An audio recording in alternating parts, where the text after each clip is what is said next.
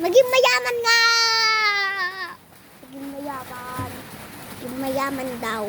Sabi ng klase ko. Dito siya pala. Boyfriend ko lang. Kaya babay na kayo. Check ko yung show. Ayan guys. Ako. Take out yun lang yan ha sa amin. Para maging, di ba ako yung itok kagabi.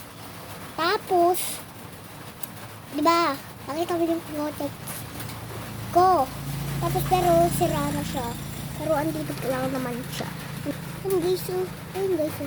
Ayun o. Ayun guys. Ayun guys. Ang kuko.